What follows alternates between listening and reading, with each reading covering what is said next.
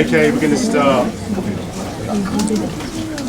Okay, thanks everyone. Thanks for coming. If anyone doesn't know, I'm Jeremy Gilbert. I organise it with Debbie Shaw. Say hello, Debbie. Hello. We've got with us today Nick Srnicek and Helen Hester, who are going to be talking, and their baby Kit. Not really a baby, he's one now. That's my daughter Robin, who's come to help look after Kit. So everyone say thank you. Thank you, Robin. Thank you. All right. So well, they've got a talk prepared, and so I'm going to just let them start. Have you got a mic? You haven't got a mic. Oh no, we need the mic. Jeremy, can you lower the projector maybe, because the top thing? Oh yeah, the mic's here. What's the matter? The top line is kind of. Well, there's nothing. I can't. Nothing. Okay. I don't. Bring it forward. It's not ideal, Tally. We haven't got enough room in here. We need to prop it up with we need a book to stick it on.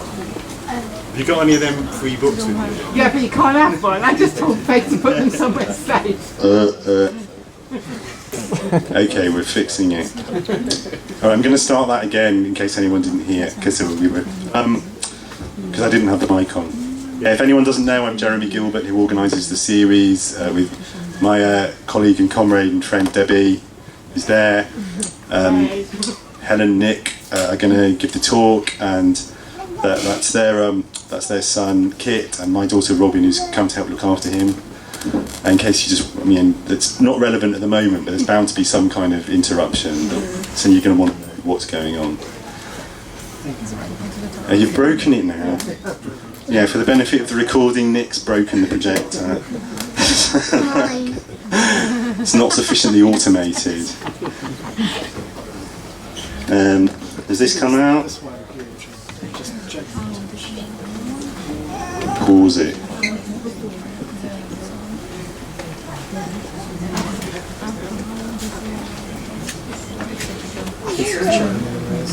All right. Okay. Have we got something to prop it up? All right. Yeah, that's good. Yeah, that's what we need. A book. Has anyone got a book we can borrow? Yeah, that's what we need. Thanks. Yeah.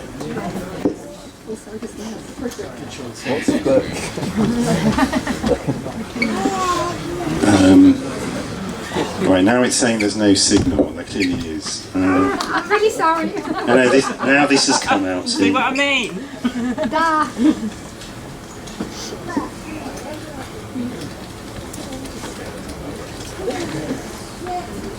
Hey, you got it. Or not. It's a very loose connection. That's the trouble. Yay. All right, great. Okay, fine. Okay.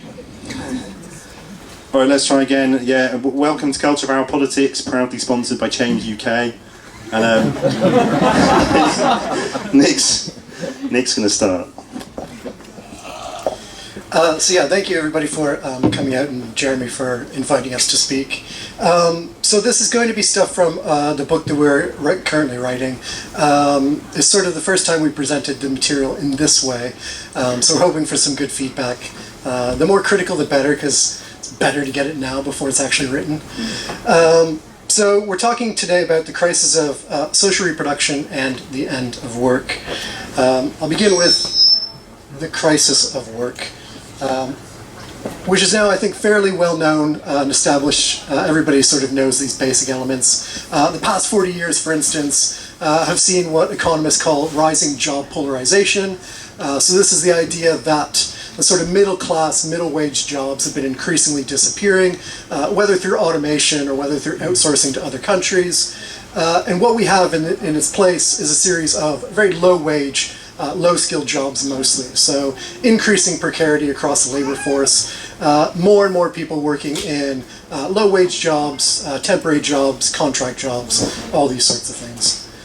We also, of course, have rising inequality. Thomas Piketty was the one who sort of really brought to bear the evidence on this. Everybody sort of had an intuition about it, but he really proved that this has been the case. Inequality rising massively, again, since the rise of neoliberalism. On top of that, today we now have the emergence of automation and the potential threat of unemployment, mass unemployment. So all sorts of new robots and machine learning algorithms potentially taking jobs that we once thought were relatively safe. Particularly, service jobs. So even in Japan, they've got, food service robots doing things like that. Truck driving jobs. These are, massive categories of jobs that employ millions of people. So this stuff may be disappearing, and that's a real sort of crisis about how do we respond to that sort of challenge. Now, on top of that, we've also got something which tends to get neglected by these discussions of the crisis of work, which is the work of social reproduction. So this is all the activities which go to daily and generationally reproduce human life, and particularly the workers. So this is work like childcare, elder care, healthcare, but it's also the cleaning of the household, the maintenance of the household. It's all sorts of things that go towards reproducing people across every single day and across generations as well. Now, I want to argue today that we also have a crisis of social reproduction. So we often talk about the crisis of work, but we don't really talk about the crisis of social reproduction as much. Now, this is particularly driven by a couple of changes over the past 20, 30 years. The first of these is what's known as a rising dependency ratio. So the dependency ratio is for every person who is sort of working age and in a job, how many dependents do they have? And the sort of sweet spot, at least for capitalism, was in the 1960s in the Western world, where you had a huge number of people working and not that many dependents relative to them. So not a lot of older people, not a huge amount of children. Today that's changing. So we have an aging demographic, which means that we have many, many more elderly people who are retired, they're no longer working, but we also have dwindling fertility rates. So we have fewer children growing up, but that also means we have fewer workers. So the dependency ratio is increasing, which is terrible for capitalism, but also really good for workers. But it is a problem about who is going to take care of people. If you have more and more dependents, who takes care of them? At the same time, we have government austerity. So part of the argument we make in the book is that the past 40 years haven't seen a simple, clear-cut cutback by governments to things like welfare. Instead, there's been this sort of more nuanced approach. So particularly what we've seen is actually, especially in Europe, governments focused on investing in human capital. So governments have spent more money on social reproduction in particular cases, but they've cut back on a lot of other things that we traditionally associate with social reproduction. So there's a sort of there's a nuanced story to tell here about the past 40 years. Now 2008 comes along. After the crisis, the story becomes much simpler. You've got austerity basically everywhere. Even things like healthcare. Healthcare never gets cut by governments, but healthcare has been cut across Europe and across the Western world. So we've got government cuts to the provision of social reproduction, just as we're needing more and more of it. We're also having private insufficiency. So if you look at how the private sector provides these sorts of things, for the most part, they can't do it profitably. Childcare is the best example. Childcare in the UK is absolutely abysmal. Tons of businesses going out of business simply because it's not profitable. It's a very expensive thing to do childcare. The government's not been willing to subsidize it sufficiently. So things like childcare, things like elder care are seeing a total collapse in the private markets, even as governments are trying to push more and more of this work onto the private markets. So we've got a rising dependency ratio, more social reproduction needed, but at the same time we've got people, governments and the private sector, unable to actually cope with that sort of demand. Now this leads to two sorts of expressions of the crisis. The first of these has been covered by a number of different people. If you know sort of the social reproduction work, you've probably come across this idea before. It's the idea of depletion. And this is basically pointing to the fact that as social reproduction becomes more and more demanding on the people providing it, they become depleted. They become exhausted. And so the crisis of social reproduction, one way it gets expressed is through the depletion of carers. So things like carers report higher levels of stress, anxiety, and depression, many more mental health problems amongst carers. The work is often physically demanding, which is something I think we tend to forget. Just beneath firefighters and policemen is nurses for the most injuries in an occupation. So nurses are an incredibly physically demanding job, and this again takes its toll.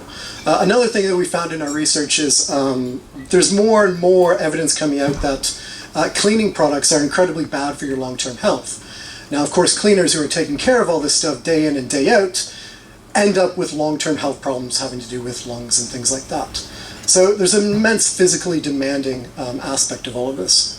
Carers also lack time. If anybody here has to take care of an elderly parent, you probably know how demanding it can be. It's something which can take 24 hours, 7 days a week. It takes up all of your spare time, and you don't have any of your own time. The result being that you then can't get a job, you can't get a promotion, you lose all sorts of opportunities to actually be able to escape that situation. And of course, what we've been doing in the Western world is building up chains of care. So we bring in migrant women from other countries, and we have them do the care work. We have them do the social reproduction. So this is what's known as chains of care being built up around the world. Now, I think there's an interesting way to think about that, which is to think of it as outsourcing depletion. So rather than having our domestic population being depleted, we're outsourcing that depletion to migrant women around the world. So this is, again, one expression of the crisis of social reproduction. The other aspect, which I haven't seen picked up on explicitly within the literature so far, is neglect. So it's not just the people who are providing the care which are suffering, it's also the people who are receiving the care which are suffering. 2 weeks ago I think there was a BBC Panorama report on elder abuse in one of the institutions. This is an astoundingly common thing to happen. The amount of elder abuse that goes on is huge. There was famously a survey done in Japan. So Japan has one of the oldest populations, if not the oldest population in the world. They did a survey in the 1990s, and they found that 50% of people had abused their elderly parents at some point in time, simply because it's so demanding. And they grew to resent them, they grew to hate them, and they took it out on the people they were supposed to be caring for. So the crisis of social reproduction gets expressed through this sort of neglect. Poverty rates for children and the elderly have been rising, particularly since the Tories have come in. We've seen millions more children being put into poverty.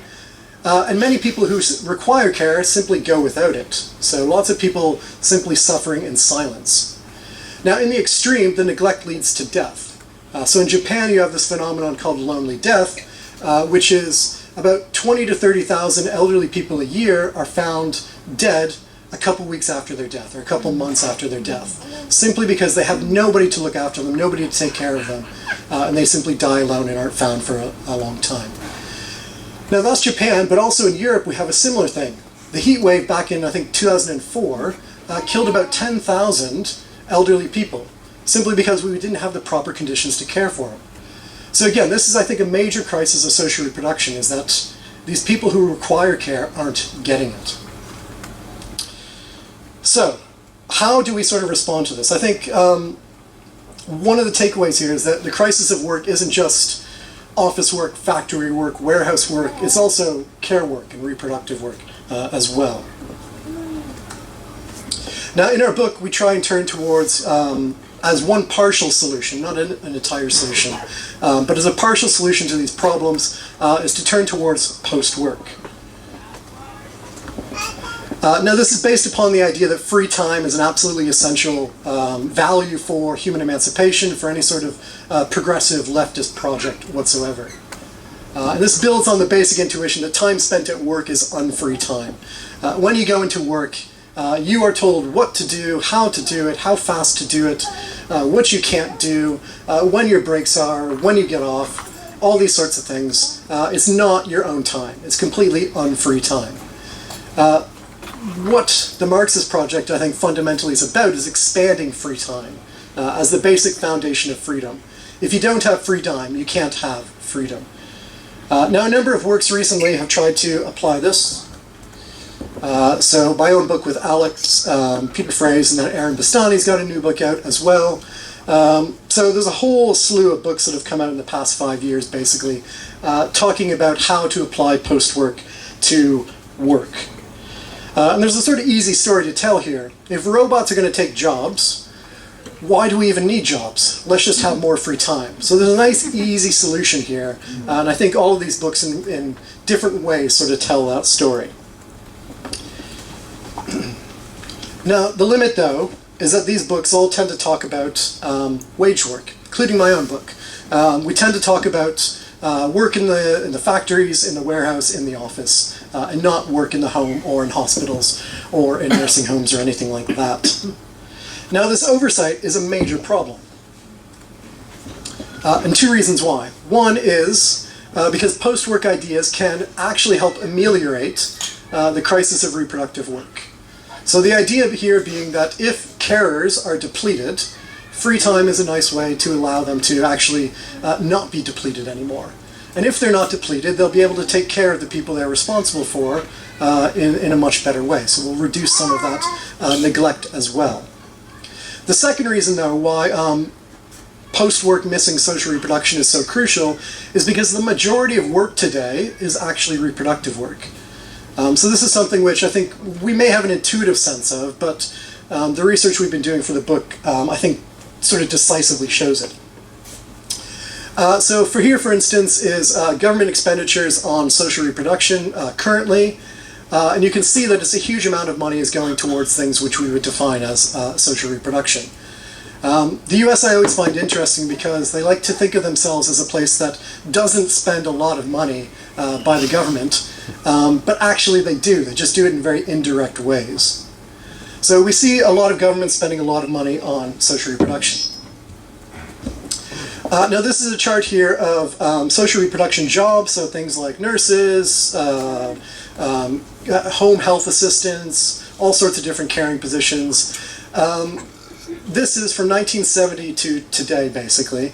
And you can see effectively that social reproduction jobs are becoming the dominant sector, I would say, in the economy. So if you go back to, say, 1960s, the sort of area that we think of as like peak manufacturing, most places have about 30% employed in manufacturing. So if we once thought of countries as being manufacturing powerhouses, I think increasingly we need to recognize that countries are now dominated by social reproduction jobs.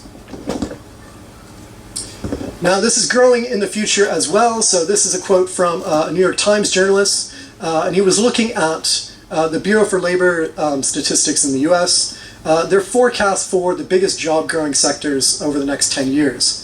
And he noted that 9 of the 12 fastest growing fields are different ways of saying nurse. This is the same if you look at the UK statistics. The forecast for the next 10 years is almost entirely social reproduction jobs. In fact, I calculated it, it's about 51% of all new jobs expected to be produced over the next 10 years are social reproduction jobs. So it's a growing sector of the economy. But not only is it a growing sector of the waged economy, it's also a major part of unwaged work. So this is calculations from time use surveys around OECD countries. And you can see that the blue lines are how much unwaged work is done in a particular country. This is the entire collective labor time, and how much waged work is done. And the OECD average is about 43%.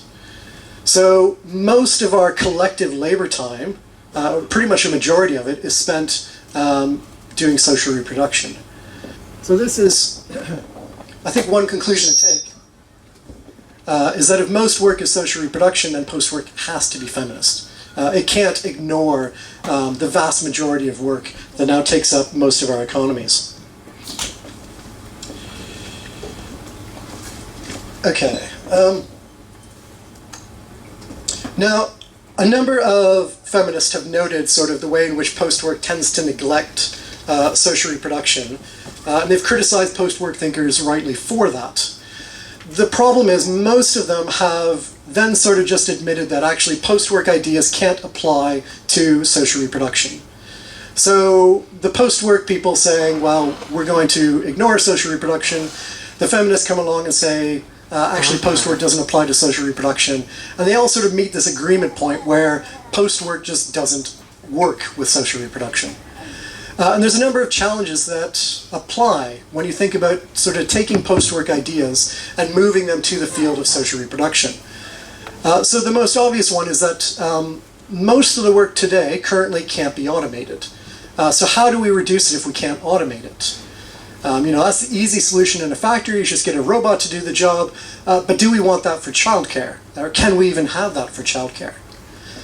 So if we can't automate it, does that mean that post-work is just a reduction in care? Does that mean spending less time caring for people? And can we afford to socialize this work? So things like childcare can be incredibly expensive to provide. Can we actually afford to do that sort of thing? And then how do we escape from what Helen has called domestic realism? So this idea that both materially and ideologically, our societies are based upon the single individual family household. Ideally, sort of the nuclear family. So how do we escape that sort of idea that that's the only way that we can organize unwaged, privatized sort of social reproduction? And I think another big question is, we can imagine sort of ways we collectively provide social reproduction, but are we not just doing David Cameron's job? And how do we avoid the big society idea if we're just providing social reproduction for ourselves, a bunch of volunteers doing it? So I think these are some major challenges if we want to take post-work ideas and apply them to the field of social reproduction. Now, there's also political challenges as well. So some groups clearly benefit from the current situation.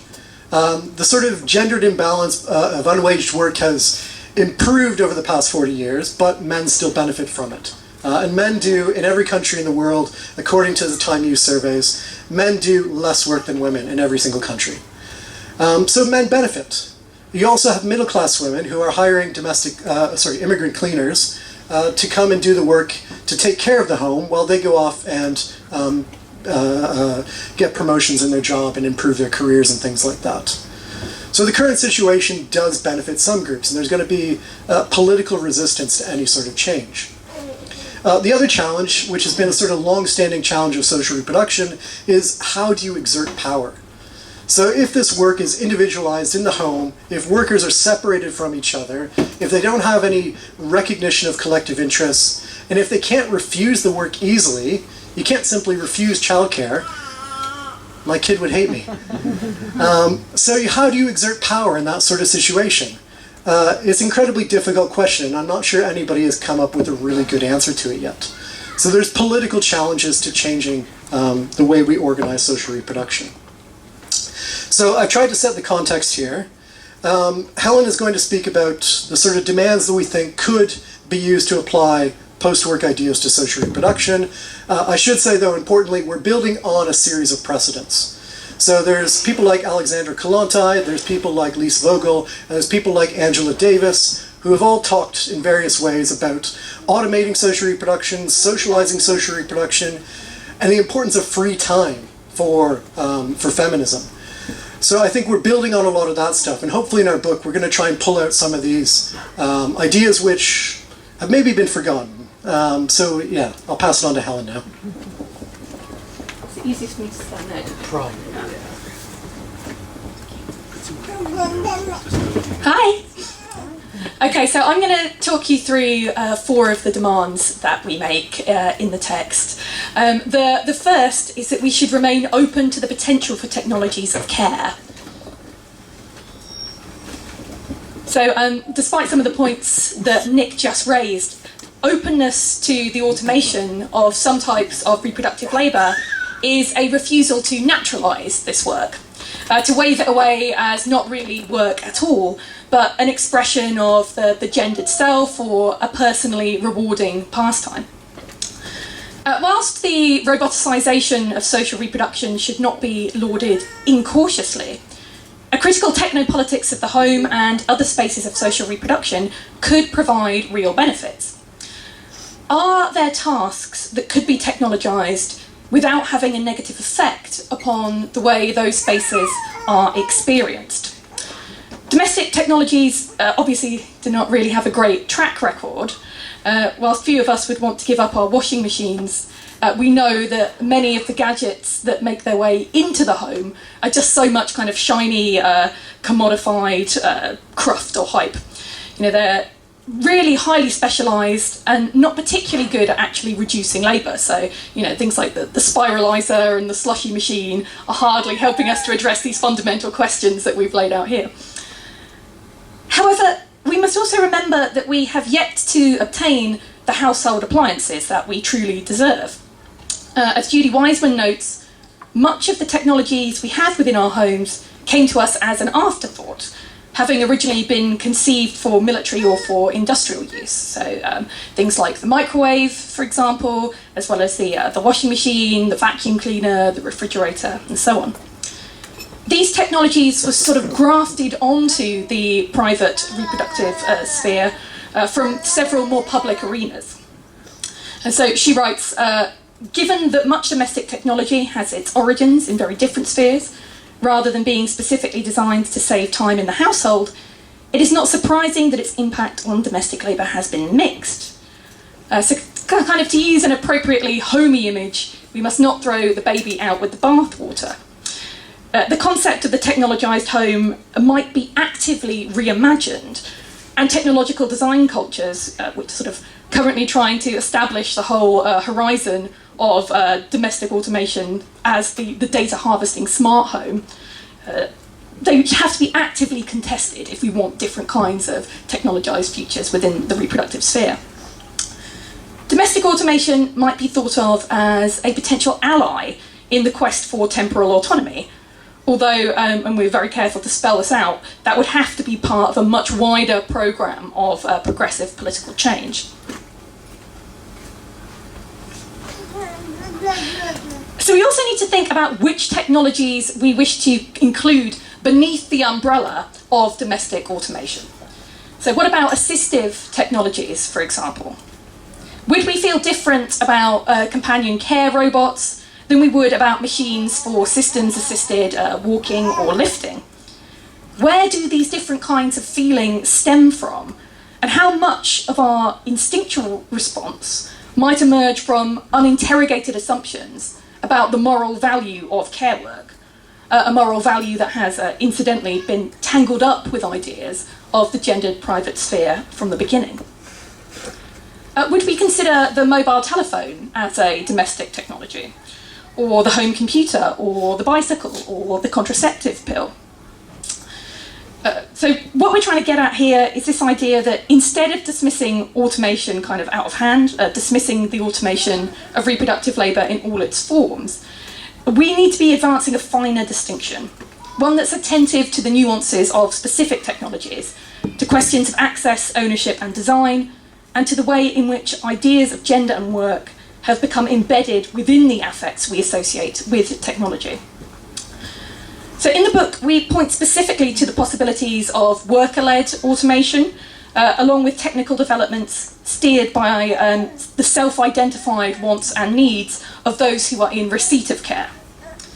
It is specific constituencies like surrogates, like care workers, and unpaid reproductive labourers who are best placed to tell us which technologies are required, which might be repurposed, and which have to be kind of refused or resisted or abandoned.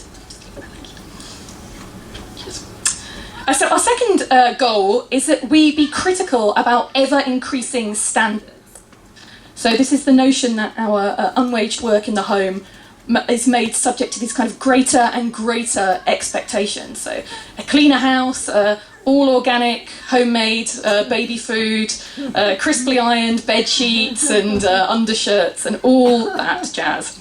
And more time pursuing like developmental activities with our children. Some ideas associated with post-work assume that reproductive labour is a sort of font of inexhaustible personal fulfilment, where workers would never really have any interest in seeing expectations reduced.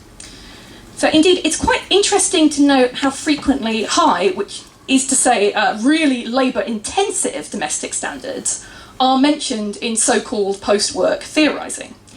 The German Collective Crisis Group talks about the fact that the labour involved in the preparation of a delicious meal will never be eradicated. The anti-work leftist Andre Gors talks about looking after and decorating a house, cooking good meals, entertaining guests, and so on. Now, whilst sort of preparing food and providing hospitality and other related experiences can no doubt be a source of pleasure for many people if they're pursued in a self-directed fashion, placing these things at the centre of imagined future social arrangements allows work to resurface in an unacknowledged form. For those of us who wish to dispose of our time in ways other than cooking and cleaning and caring, it may be advisable to think less about the heights of domestic splendour to which we're all going to be able to aspire as soon as we're employed for fewer hours, and more about pushing down the baseline for socially acceptable standards around things like cleanliness. Now, the proof of how standards can negate the impact of labour-saving technology is to be found in the work of those who've studied how time has been spent in the home. So researchers have consistently found that new domestic technologies, far from saving us large amounts of time, have instead had virtually no impact despite the industrial revolution of the home, which is why it's so important if we're going to think about domestic automation, we couple that with a critical interrogation of standards. The work of feminists like Ellen Lupton, Ruth Schwartz-Cowan and Judy Wiseman has taught us that one reason why time spent on housework did not go down after the rise of domestic appliances in the 20th century was that as labour-saving devices became more common, standards just shot up and up and up.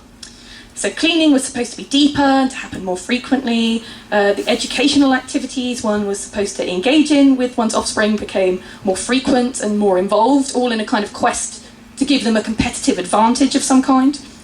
The food that one was supposed to prepare became more complex and time-consuming, and these front lawns were supposed to be mowed with these immaculate, even stripes, be weed-free, and so on. As Susan Strasser puts it, for example, laundry went from being a weekly nightmare to an unending task. We must ensure that labour-saving innovations really do save labour, rather than simply changing its form. And it's to this end that we frame our approach to social reproduction, specifically in terms of temporal sovereignty, the ability to dispose of one's time as one wills.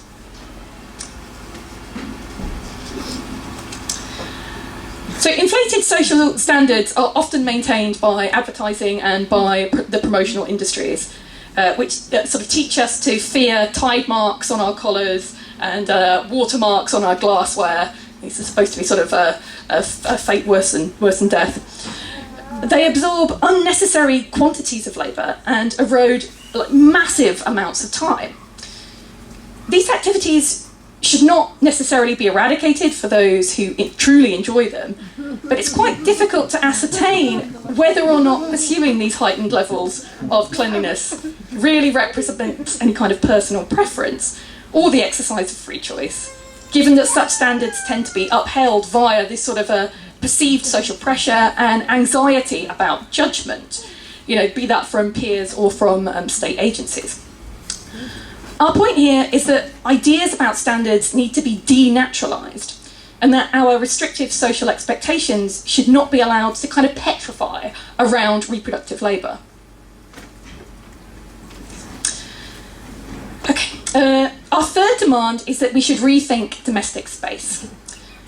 The home has always been a workplace for those who work there for low pay or for no pay. As such, we need to clear some space within post-work politics for an engagement with the home, its architecture, its organisation, its design. The domestic sphere has for too long been denuded of a sense of political opportunity. Despite a rich heritage of historical experiments in domestic design and community planning, contemporary feminists in the global north have largely come to accept the spatial design of the home as an almost inevitable part of domestic life. So as Nick kind of referenced, we call this tendency domestic realism after Mark Fisher's capitalist realism. the sort of obstinacy of domestic imaginaries in the face of otherwise extensive visions of sort of socio-technical overhaul. Domestic realism names the phenomenon whereby the isolated small dwelling and the concomitant individualisation of household labour becomes so accepted and so commonplace that it's almost impossible to imagine life being organised in any other way. But of course, there are many possible forms of domestic arrangement, both spatial and relational, aside from the atomised and depoliticised family residence we most closely associate with the idea of home today. Moving away from this vision of home might open up more energy-efficient ways of living and help cut the labour necessary for basic maintenance. In the text, we look at what we call architectures of refusal, to see how imaginaries from 1900 to today have kind of experimented with domestic arrangement, how sort of post-work ideas have been materialised or not in these experiments. In critically assessing these historical examples, we arrive at the conclusion that we must build our new ideas about domestic space around an idea of public luxury. So as George Monbiot has noted, there is not enough physical or environmental space for everyone to enjoy private luxury. If everyone in London acquired a tennis court, a swimming pool, a garden and a private art collection, the city would cover England. Private luxury shuts down space, creating deprivation. So hence we need to centre the idea of private sufficiency and public luxury. Some space of our own in which to meet our basic needs, massively augmented by a revived commons. Wonderful parks and playgrounds, public sports centres and swimming pools, galleries, allotments and public transport networks are some of the things that Monbiot points to. Mike Davis offers a comparable vision of public affluence over private wealth. Again, pointing to this roster of collective resources. So he lists great urban parks, free museums, libraries, and infinite possibilities for human interaction as a key means of ensuring quality of life within more sustainable cities. In these proposals, as with classic urban visions, public luxury replaces privatised consumption through the socialisation of desire and identity within collective urban space. Whilst foregrounding the ecological advantages of this perspective on living space, neither Monbiot nor Davis draw attention to its feminist or post-work implications.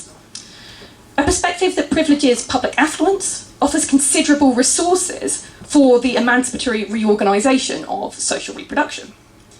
We can think of these ideas about public luxury as a call for state support for free time infrastructures, parks, recreation facilities, the arts, as underprovided public goods.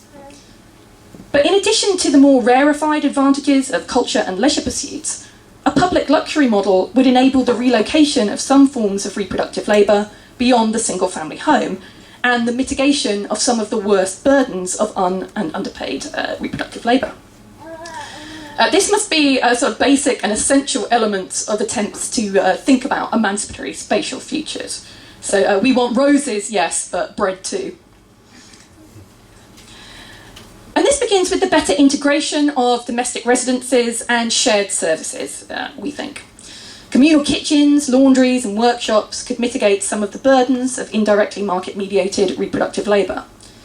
The fact that they represent resources shared by a greater number of people than in the traditional family home might mean opportunities for more substantial investments in tools and technologies, as well as a move towards a more sustainable living.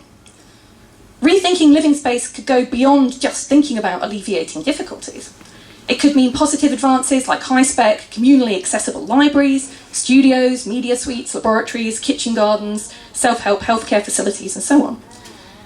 Detached from naturalising discourses of the private sphere and the family, it becomes painfully apparent just how unsatisfactory the household is as a site of work, and how much domestic labourers might have to gain from resisting or from agitating against it. So this brings us to our fourth and final demand. We propose revisiting not only the physical makeup of the household, but its social makeup as well. That is to say, we address not only where we live, the spatial organisation of the domestic residence and its surroundings, but how we live, with whom, for how long, underpinned by what kind of division of labour. Hence, we find ourselves calling for the abolition of the family. Very popular demand at the moment, as anyone who's been reading Sophie Lewis will know. What would it mean to structure family life differently? How might this feed into and be influenced by changes in the structure of waged work and facilitate the extension of post-work ideas to the seemingly untouchable home? In what ways might changes in this arena simultaneously affect the provision of social reproduction in other environments, from care homes to schools to daycare centres?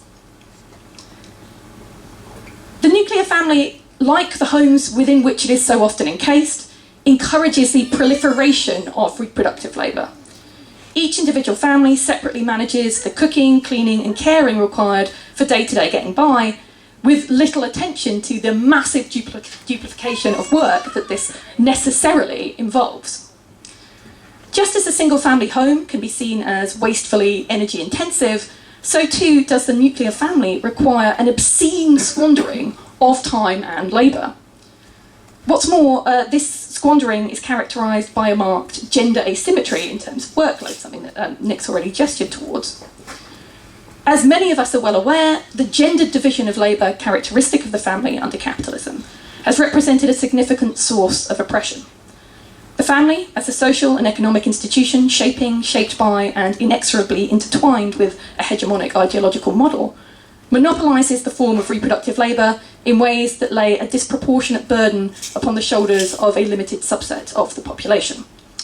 Women, particularly poor women, find their temporal autonomy eroded by the individualisation of social reproduction that the contemporary family encourages, if not demands. They are thus drawn into an ongoing navigation of the dynamics of depletion and neglect that we outlined at the beginning of this discussion. At the same time, the family, in the sense of an interpersonal network underpinned by biological kin relations, has historically been a source of great support for marginalised groups and communities. Indeed, for many, it has been the primary mechanism of social reproduction, vital in ensuring ongoing survival. Even for those in less precarious circumstances, the family can be seen to meet a myriad of deeply felt needs, for security, for intimacy, for affective intensity, and so on. As Michelle Barrett and Mary McIntosh put it, the family offers a range of emotional and experiential satisfactions not available elsewhere in the present organisation of social relations. This does not, however, mean that we must defend the family form. Instead, we should seek to cultivate these qualities in other non-kin-based solidarity structures. A call to abolish the family is ultimately not a proposal to immediately strip away what has been, for some, an actually existing source of comradeship, joy and love, but rather a demand for a major social transformation that will displace the family as the sole privileged provider of moral and material support and spread these good things more widely through the community. Part of this involves finding ways of allowing alternative solidarity networks to flourish. In imagining households beyond the family, we might envisage the formation of self-selecting groups living together, a mixture of relatives, friends, comrades, lovers. These new kinds of family could be based on affinity, affection and shared worldview, rather than something as flimsy as mere genetic coincidence.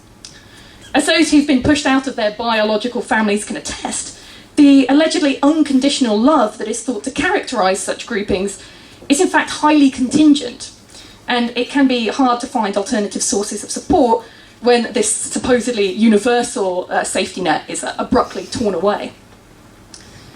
Whilst many people have had to urgently identify and assemble new support networks out of necessity, and very much in conditions not of their own choosing, these alternative approaches might nevertheless offer fertile ground for revisiting and refusing the conventional atomisation and gendered division of reproductive labour. Rather than individualising the work of social reproduction, they identify more collaborative ways of carrying out this socially necessary labour. We not only need to learn from these examples, we argue, but to centre them within our politics and to actively search out ways to support them. So in the book, we argue that this project of unpicking the particular privileges and burdens associated with the conventional nuclear family requires the judicious collectivisation of some elements of social reproduction. Could we alleviate some of its burdens by fostering the active, collective negotiation of its redistribution and more equitable design?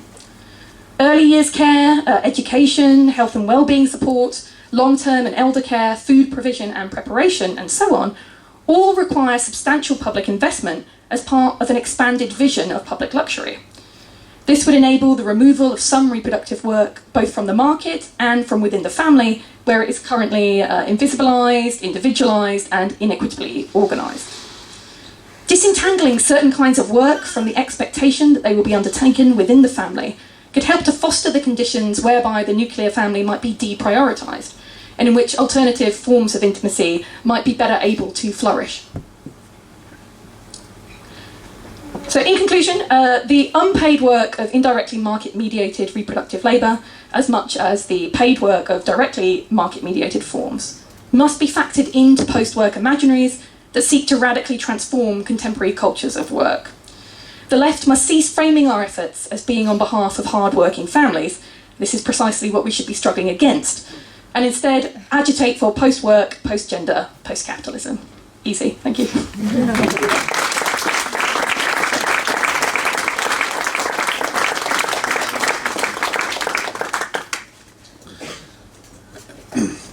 Okay, thank you. I think I'll ask a couple of questions because I can, and then we'll have a short break and we'll come back for general questions. So the question is just what sort of concrete, what would be the immediate sort of programmatic demands? You could put in a party manifesto that would be the sort of transitional steps towards some of these objectives. Because I agree. And it's something I've written several times over about 15 years. Oh, well, we should encourage experimentation with households. That would be a good thing to do. But I don't know what that means. I don't really know. Apart from the rent's too high, and that, apart from that, I don't really exactly know what I want government to do. So what is it? I think the one that most aligns closely with, say, Labour's proposals is social housing, but not just so, not just. Give it up. Stifling your vision. There we go. So not just social housing for its own sake, but social housing which takes in mind these principles we've tried to outline. So I'll say for sort of a personal example, one thing that we have is a nursery that's incredibly close by. And it's absolutely fantastic to be able to not have to, travel half an hour to get our son into a nursery. So that sort of thing is a really simple example of how you could build social housing in a way which brings on board these ideas of post-work and feminism and all of that. The other thing is, I think, the sort of worker-led automation. So one thing that we found, which I think is quite interesting in the research so far, is that most people sort of have an instinctually negative reaction to the idea of automating social reproduction, except when you talk to the people who are actually doing it or receiving it.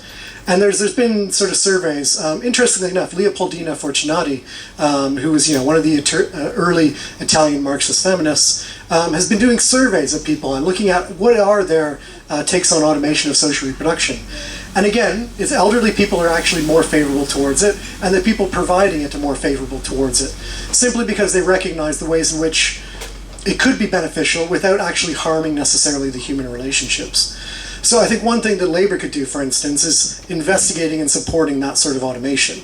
The major sort of factor of why a lot of this work hasn't been automated already is simply because it's not part of a capitalist production process. So there's not that sort of market-led incentive driven by the pressures of competition to automate, increase productivity, improve profits, all of that. That's something that actually government could do very well. Yeah, I just to kind of elaborate on the social housing thing. One demand that's being made in spaces like the World Transformed and the Mums for Corbyn event that I spoke at a couple of years ago was this idea of the community care hub.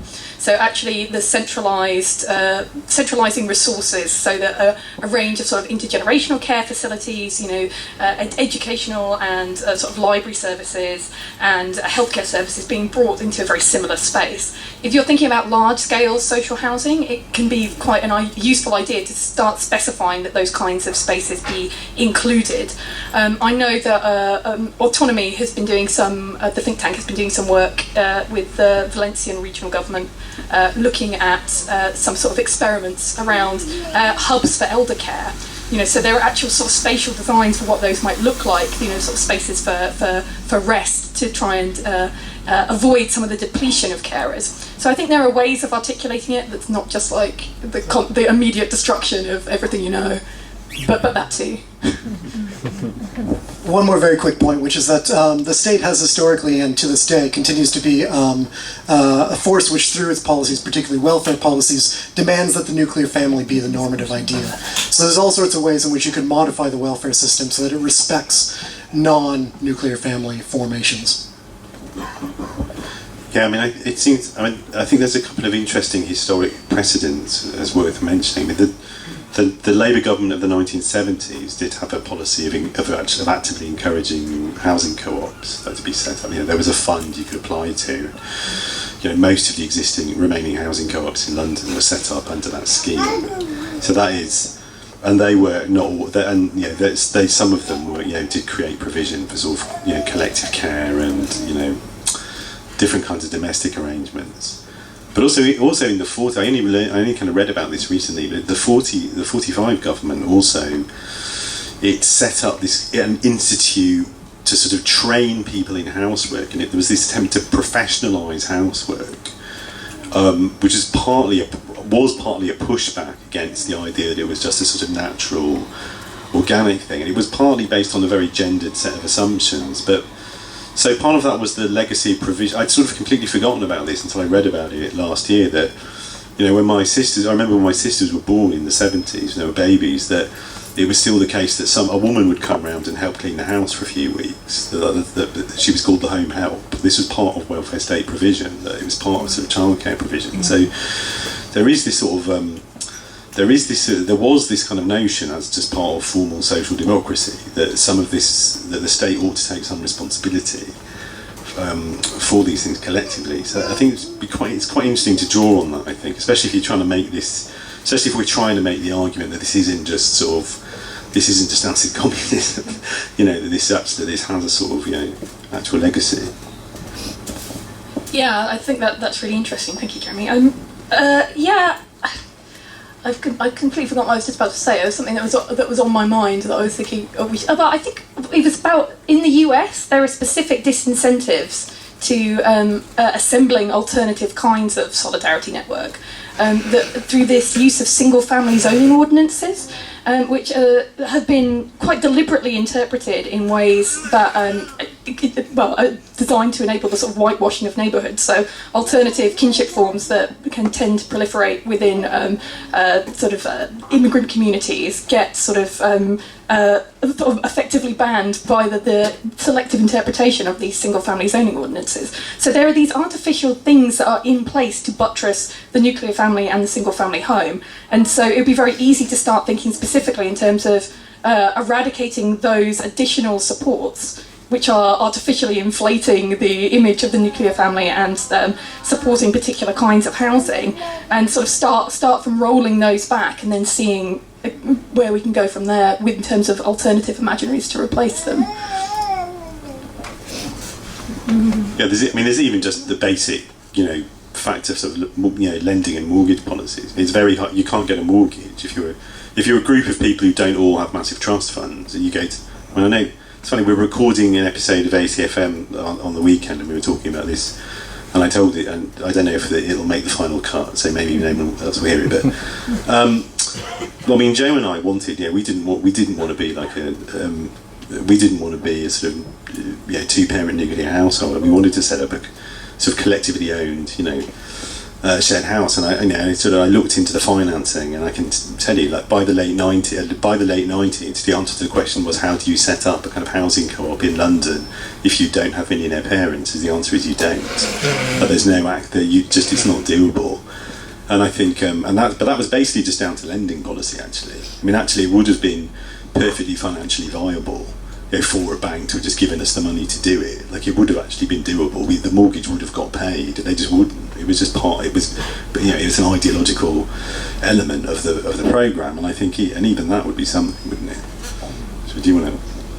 I would say, just to sort of one more thing on that would be that we tend to try and think sort of systemically about how we can try and adjust things, but the sort of the xenofeminist approach has long been this idea that you need to be both an engineer developing new systems and a hacker kind of intervening within existing ones. And I think in that spirit, that like really contesting the anti-squatting laws is kind of one way of going as well, and really important to factor that into these kinds of discussions, to roll those back, to enable that culture that was flourishing at one point to return. All right, great. So we're going to do what we've been doing this series, which seems to work quite well. We're going to give everyone 5 minutes to go to the toilet, get a drink, and then we're going to come back and have some questions and discussion. Okay, go.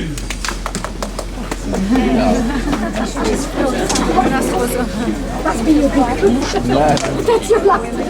Sorry. No, just my sorry.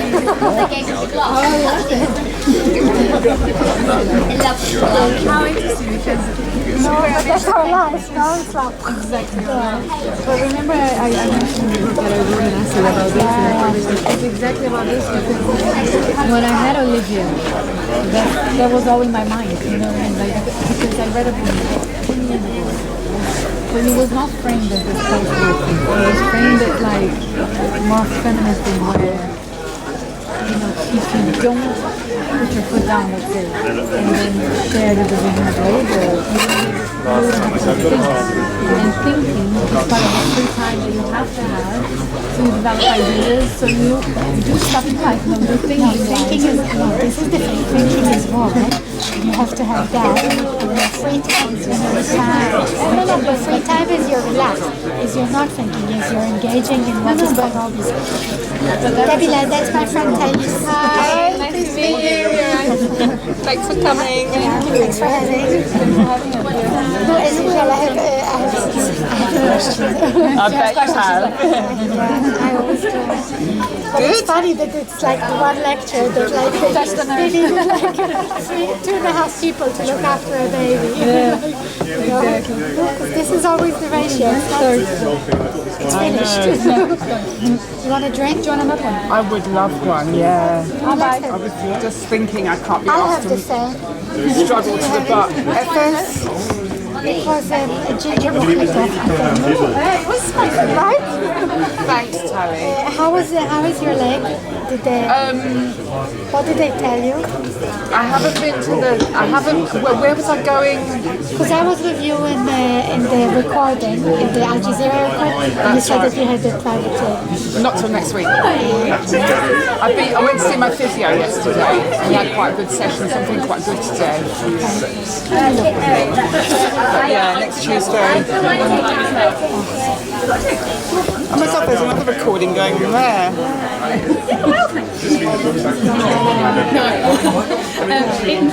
It's getting there. We're now What trick are you having? FS, the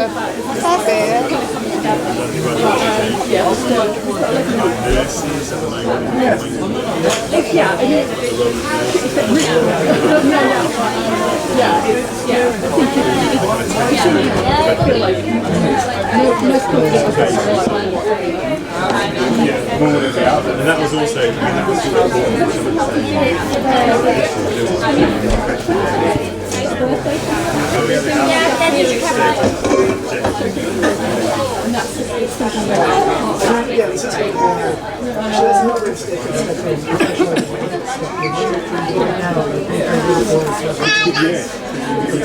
Can he crawl? Yeah. No, I know.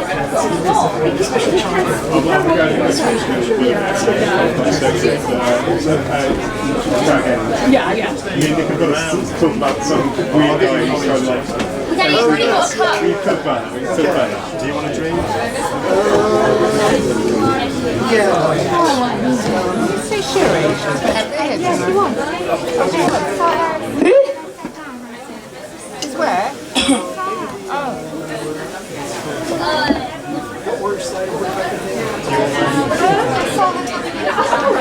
Don't worry, I don't want to struggle down there.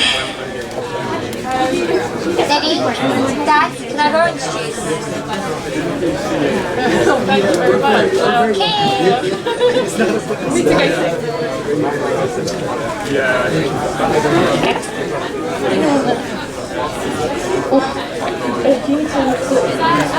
Okay, I'm not giving you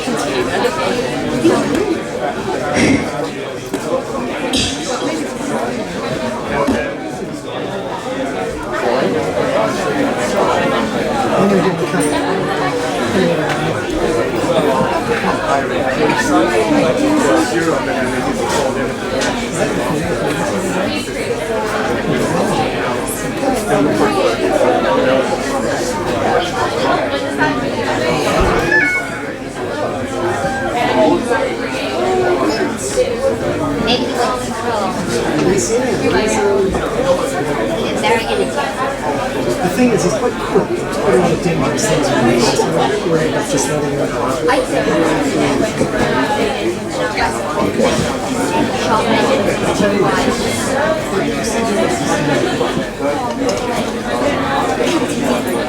come to me. You gotta come to me.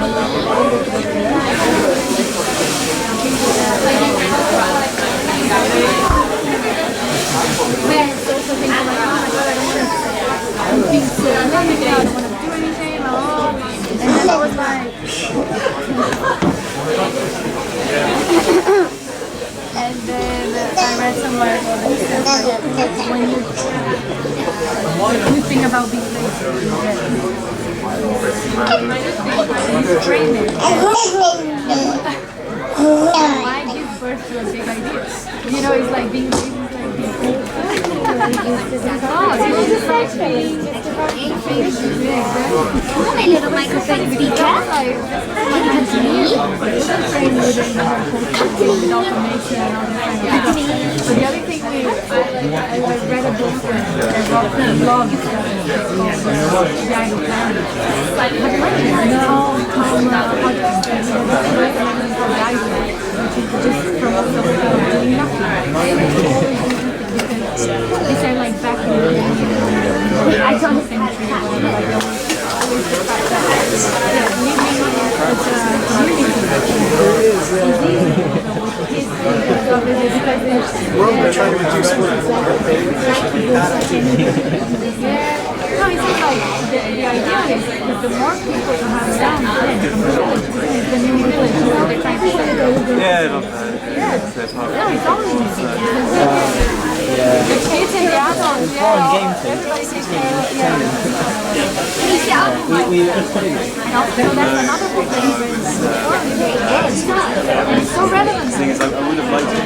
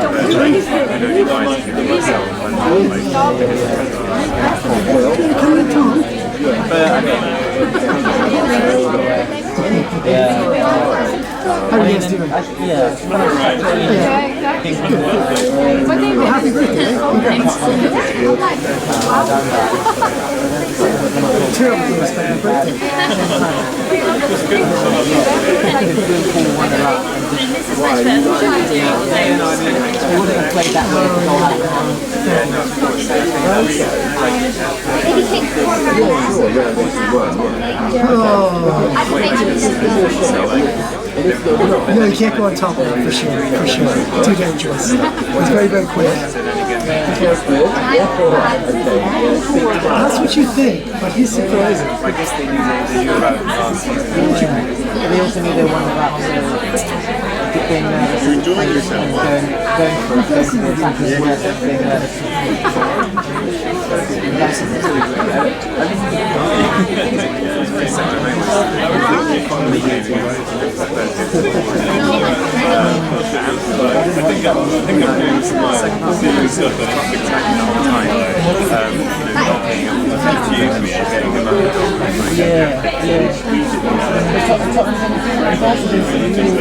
Have any insights? They got a lot of content.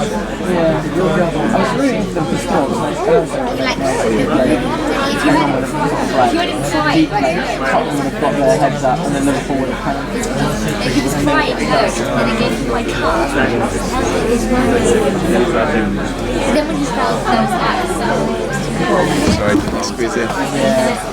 take your rightful place. What are you drinking? The same, mojito, sapochichi, I went for one of those last week. Yeah. Yeah, yes, you can see them. I also feel like Almost as good as I've come to accept.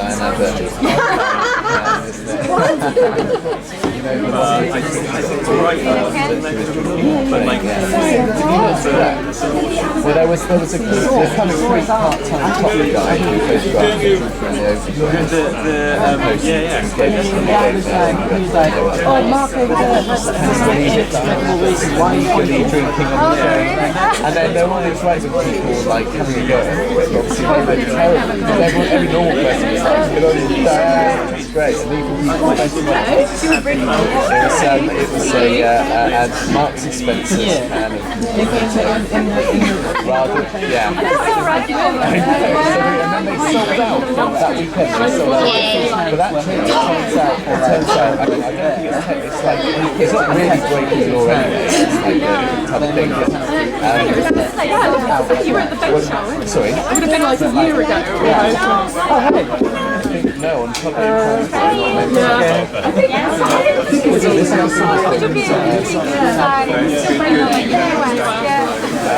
no, I think it's still not technically allowed, but more illegal. It's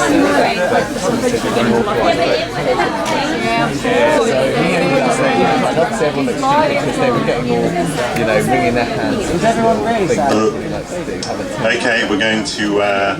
Okay, you're right. Okay, we're going to assemble. Yeah.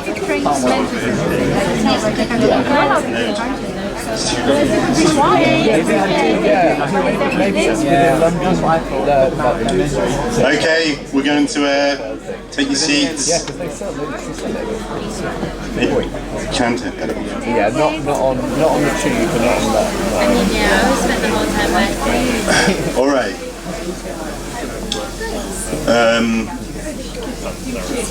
What are you doing? You're looking for your juice. Isn't that one of them? All right. Okay. All right. All right. Well. Okay. So we'll take any questions, comments, observations.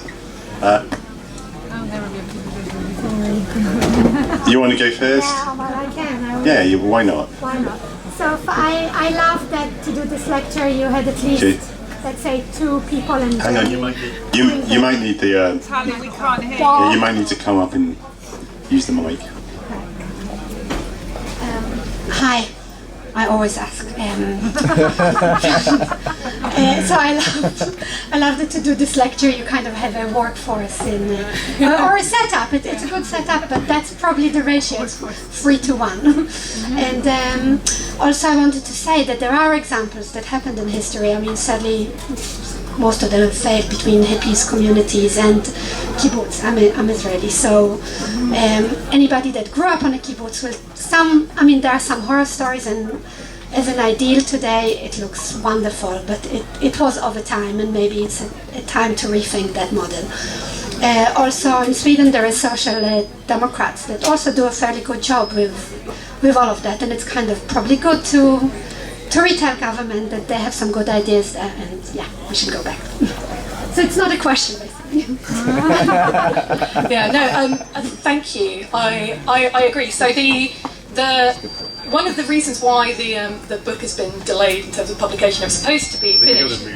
Yeah, it was supposed to be finished a little over a year ago, and then a massive interruption dropped into our collective laps. But one of the reasons why it's been taking so long is actually the difficulty of wrangling the historical examples down. So the chapter on rethinking spatial arrangements is still around 50,000 words. So I'm desperately trying to get it down and down and down. And that's just focusing on sort of European and American examples. So, you know, sort of start with Charlotte Perkins Gilman and the material feminists from the 1900s and the way that they kind of responded to the city as an emerging phenomenon. So it was precisely not something that seemed like it was fixed or mutable. It was sort of domestic realism was just coming into being and solidifying, and the home and that space felt a lot more fluid than it does today. So kind of start from there, go through some Swedish examples and of sort of social housing, so do Red Vienna and try and touch on all of that. Then look at the rise of suburbia and how various kinds of legislative things and financial things were put in place, particularly in America, to lead to the rise of suburbia. And there's a great quote from William Levitt. So he's a builder who designed this suburb called Levittown, the biggest suburb in America, huge, sprawling, exactly the sort of image of like the post-war suburb that we associate. And he said that no man who owns his own house and lot can be a communist. He has too much to do. So for me, that sort of perfectly encapsulates so much of what we're trying to do with that chapter in terms of these ideas of time and politics and agency and space and domesticity and the family. Yeah, and then we sort of look at sort of the I look at the bachelor pad as a kind of architecture of refusal that embeds a lot of deeply problematic like gender politics as it's trying to articulate a post-work imaginary and try and see what we can learn from that, if there's anything. Then communes, then the radical architecture in Italy in the 70s, and then sort of get to Robin Hood Gardens, sort of UK social housing in the 80s, and then try and think about where we're kind of at now with the sort of financialisation of housing and sort of the way there's kind of been a weird like monkey's paw phenomenon where what we think we want, we're like, yeah, wouldn't it be cool if we had like collective housing? We rethought the way we live now. You know, the monkey's paw has curled and now we have these millennial co-housing developments. You know, and we have corporate campuses and we have Google, you know, and we have WeWork buying up all of this space. So trying to say, okay, how can we articulate these kinds of demands in ways that don't leave us particularly prey to the re-emergence of these kinds of deeply problematic corporate imaginaries? So yeah, so there are some fantastic historical examples, and that's just looking at the European and the American, and it's really, really hard to like dilute them into something without losing the sort of the richness and the nuance of the study. So there could be like a follow-up that's embedded in that 50,000 words I'm currently desperately trying to weed whack my way through. Just dream. I think it's you know, dream what would be your best scenario. And yeah. Yeah, if only it was that easy though. You can dream it, and then you have to think, what are the material constraints on actually realising this? And so we're making some effort to do that, but definitely not easy work. Yeah, it's always the history that kills you. You're trying to stay within a word limit. That's what historians do. These 200,000 word books. Okay, next a question or comment. I've got one. Okay, good. I think you better come here because when we take the mic over to that half, is when it starts to feed. Okay. Sorry, I didn't mean to make you. Just don't strain yourself. Trying not to. Yeah. This is just going to be adding to your 50,000 words, but I couldn't resist saying it. There's a couple of things. First of all, it's absolutely brilliant to hear you talking about the architecture as part of the post-work imaginary, because that's what I've been working on as well. Yay! Before I get into that, you're going to hate me for this, and you've probably already thought of it, but the moment you started talking about automating social reproduction, I thought of Shulamith Firestone. And I think her time is coming again.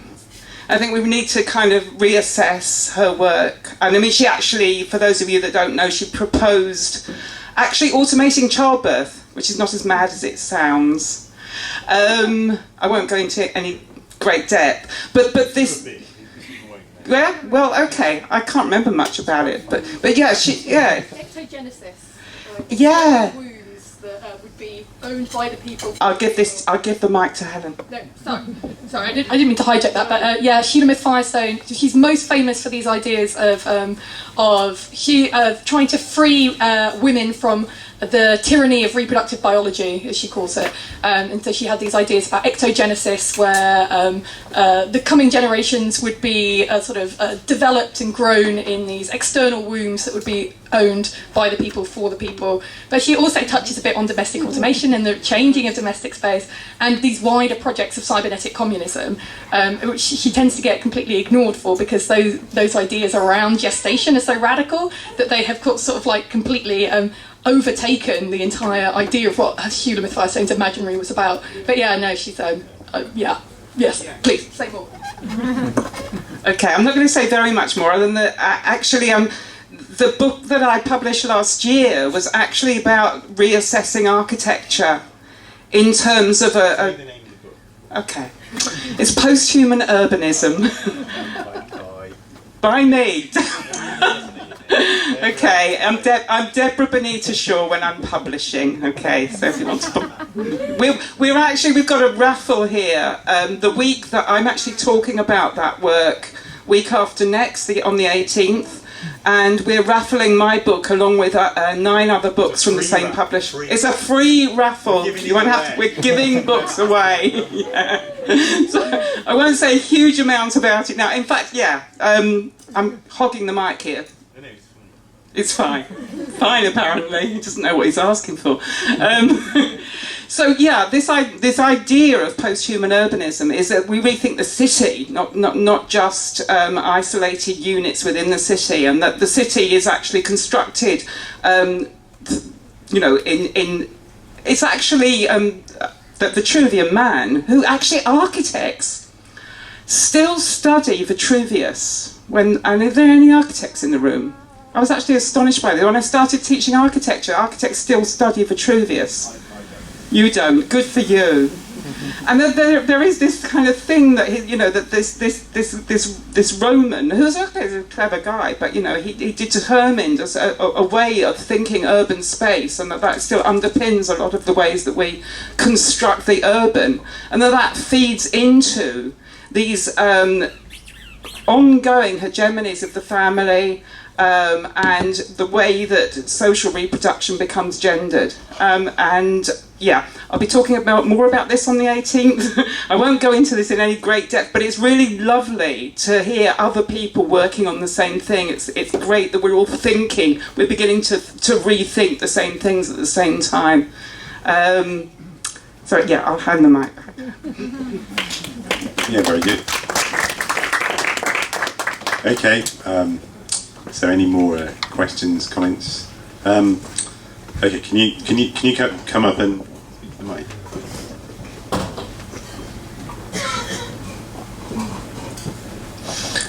You mentioned at one point that you need to both be a sort of engineer and a hacker. One of the problems with architecture is we've already built all of this shit. So we've literally concretized ultra conservative values within urbanism, cities, etc. So it's going to be a lot more to do with hacking rather than engineering. As nice as it is to sort of fantasize about how you build your ideal sort of cooperative community, etc. In reality, we've got vast cities that need an awful lot of hacking. I was just wondering, just in case I could steal any of your ideas, if you had any thoughts about how you would do that, or if you've thought for example, how would you hack this sort of fairly typical terraced housing we have all over Britain? I have some ideas, but I was just wondering if you had any ideas. I mean, I can't do it because I'm not a multi-millionaire. So first we have to deal with land value and all of the rest of it. But did you have any ideas about that, or like how would you go about that? If you know, the most bonkers idea that you can think of even is valuable for me. Thank you. Yeah, that's a great question. So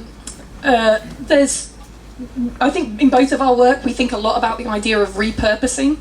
What can be repurposed, what can't, you know. And obviously in terms of cities, one of the reasons why we kind of started with, why we came to space, was thinking about this idea of material hegemonies, the fact that spaces do concretize relations in ways that, precisely because of financial incentives and the actual very brute materiality of it, can be very hard to adjust or dislodge.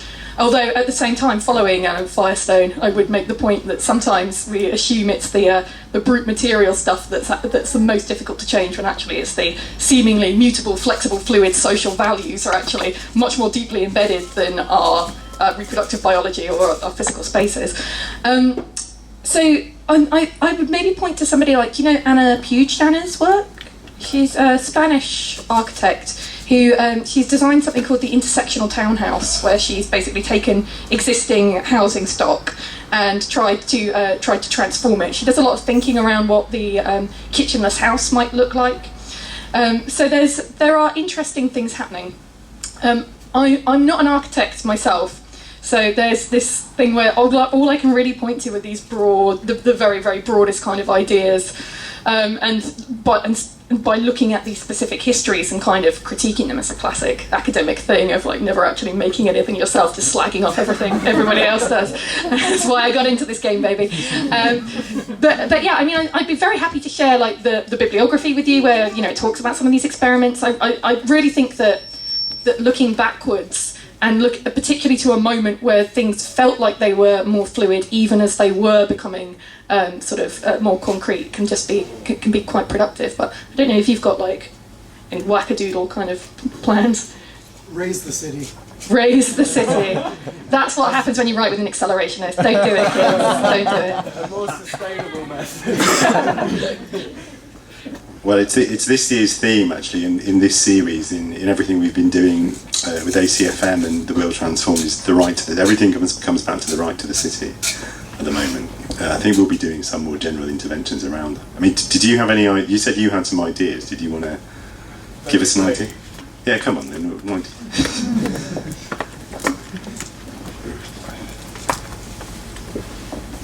Well, I mean, working in architecture is not, you know, I suppose it's a bit like everyone thinks it's really fun to work as a musician, and then when it comes to the actual job, it's just, you know, doing the same thing over and over again for money. So in reality, like in architecture, you don't really get many opportunities to explore anything particularly interesting. Some sort of more technical things, not sort of overarching visions, but sort of, you know, access to buildings, these kind of things are incredibly important in terms of like the autonomy of individuals, etc.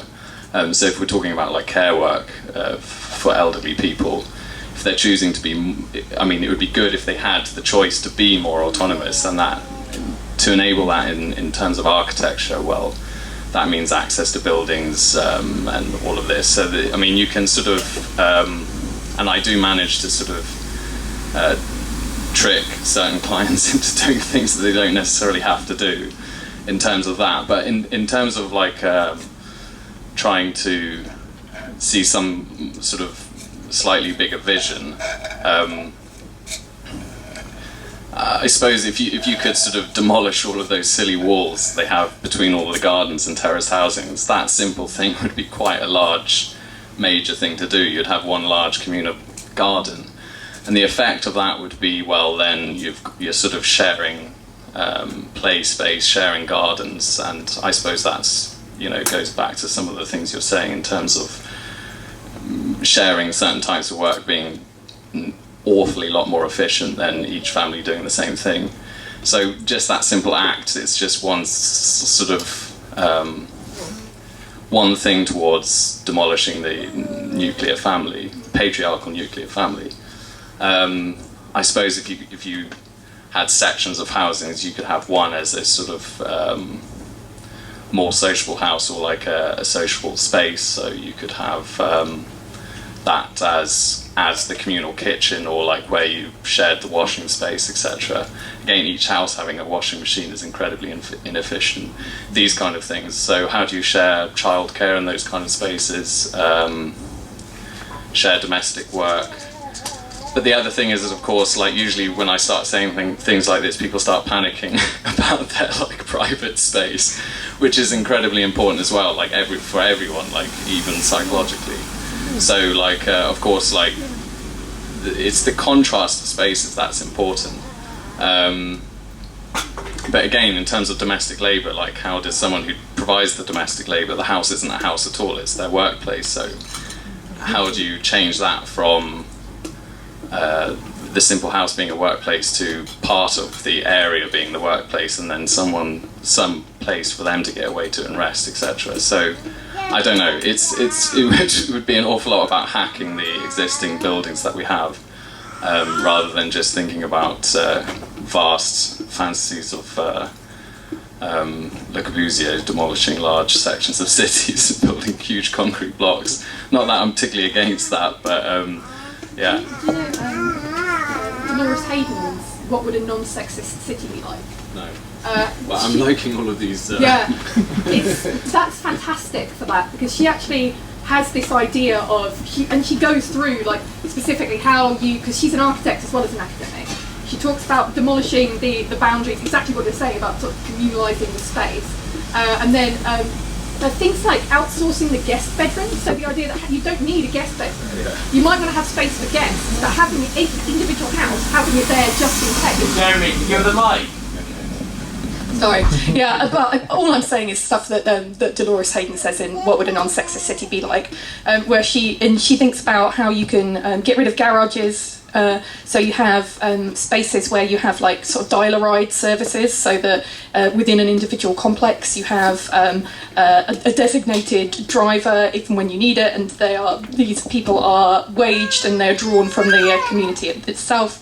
And she's done a lot of this very interesting in detail thinking with blueprints about what that might look like. She's thinking specifically about suburban American housing stock, so where you've actually got a lot of land, you've got quite large plots and then quite large houses. So converting these big single family dwellings into duplexes and smaller dwellings and apartments and things with additional like add-on sort of annexes for elderly relatives and things like that. But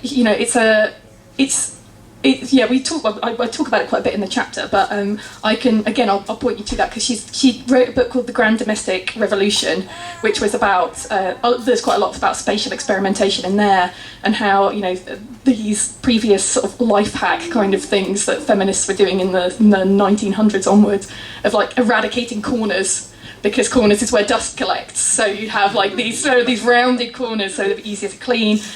Windows that you could flip round, so you didn't have to sort of lean out to clean them. The built-in bath as actually being a labour-saving device, because you don't have to clean underneath it or around it. So I mean, I think starting with "What Would a Non-Sexist City Be Like" is a really, really good place for thinking about how we can repurpose in a sort of a meaningful and emancipatory way. All right, thanks very much, guys. I wouldn't worry about the people who panic about defending their private space. That's what re-education camps are for. Did you have?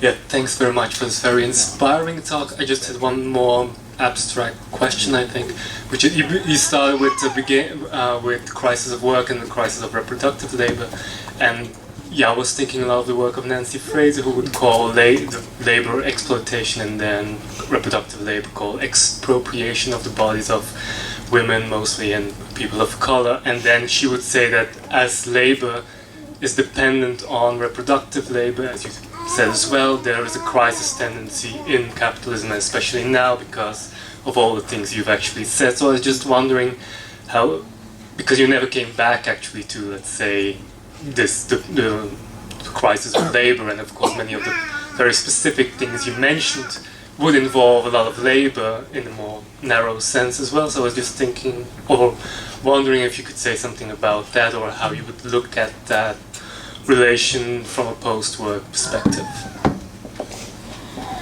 Yeah. Just to make the book a bit longer. Yeah, that's a really good question. So Nancy Fraser is one of the few people I've been able to find that has a sort of a history of social reproduction that actually directly relates it to changes in capitalism, which I think is really interesting. You get sort of theoretical analysis about the relationship between capitalism and social reproduction, but she looks at the ways in which capitalism produces particular contradictions within social reproduction. And I would say a lot of our work is sort of based upon her thinking. I diverge with her on some issues, but it's not really important right now. So as your question, would you say it's about sort of how does this stuff relate to the crisis, the later stuff that we talked about? Yeah, how do you see both crises, how they're working together? Yeah. Your propositions for reproductive labor, how do you feed back to the crisis of normal labor? Yeah, so we have this idea that we're working with in the book that we call the buffer.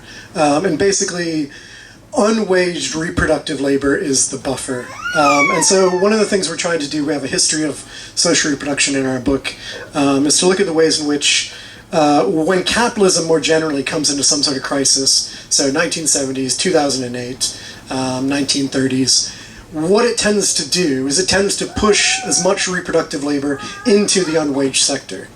So what ends up happening is that these sort of, the main economy, that crisis, ends up getting expressed as a crisis of social reproduction. So I don't think that there's any real surprise that we're starting to see a crisis of social reproduction now. The massive amount of child poverty here. It's been found by 2 different studies now, 130,000 people in the UK have died early because of austerity. And it's just sort of like gets mentioned every now and then it's just like glided over. 130,000 people dead because of austerity. Wow. It's absolutely astonishing. And so these things, I think they are related, and part of our argument is that the buffer is a way for capitalism to try and alleviate the contradictions that it finds in the waged economy and to push them to the unwaged sector, but then those contradictions get expressed there.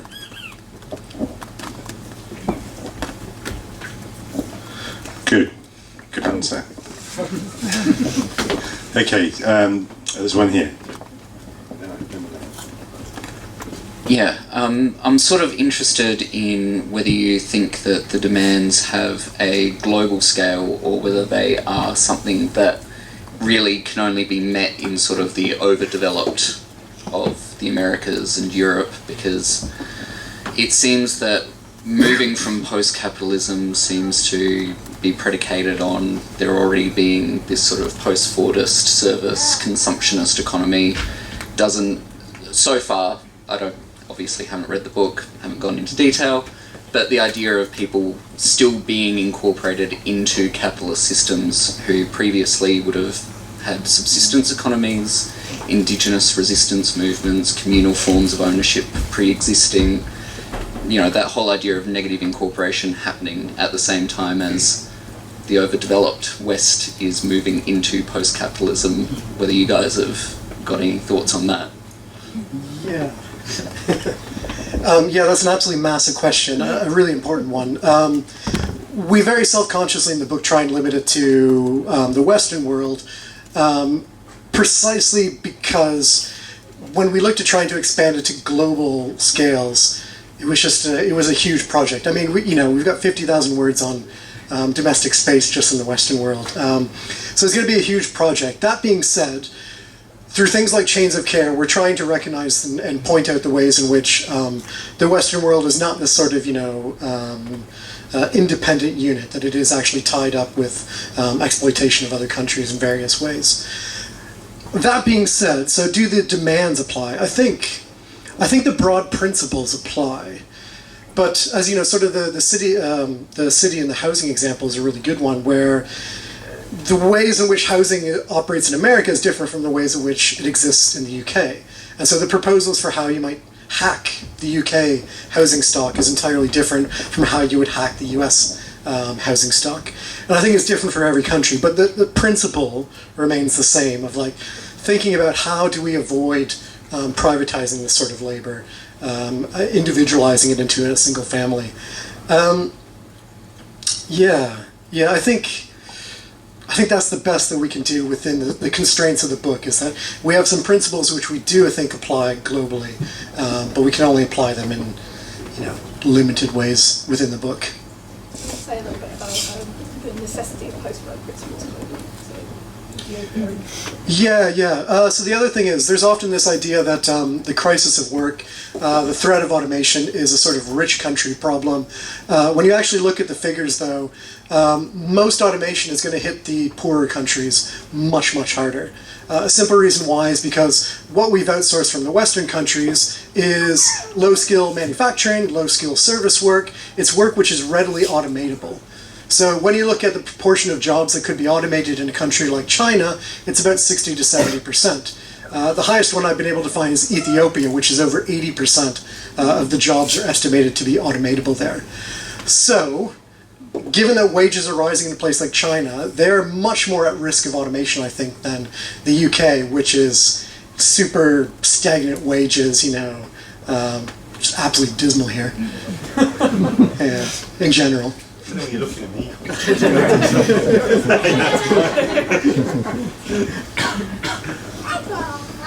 Any other questions? Yeah,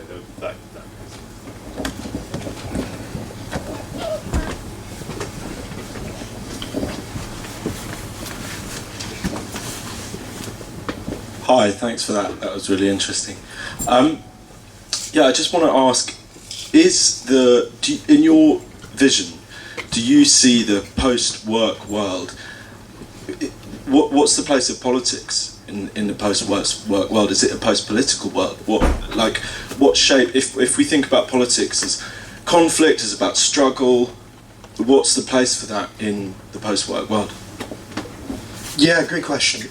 So I think there's two aspects of that. One is, what is the place of politics in actually getting this stuff?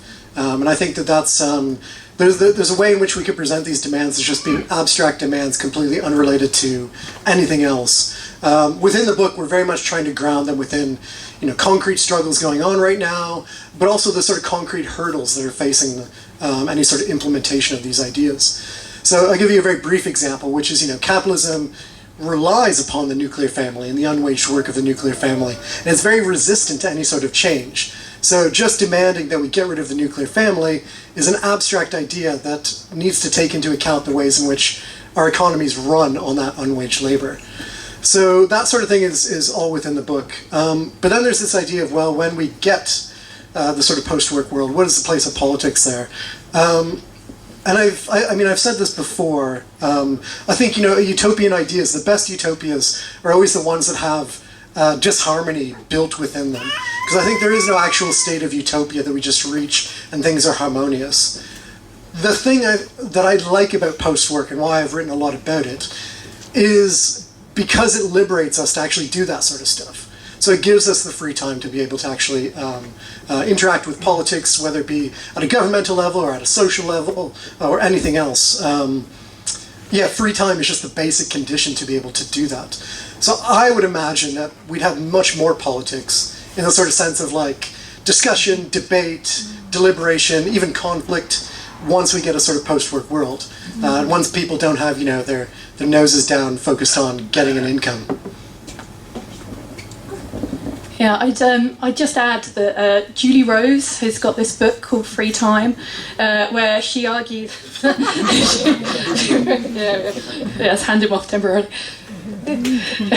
Where she argues that we need to see free time as a distributive justice issue. Because it's not just a specific social good, it's actually it's a resource that's fundamental for people to enact their rights and liberties. You need the free time in order to be able to engage in civic participation, to fully engage in political processes and so on.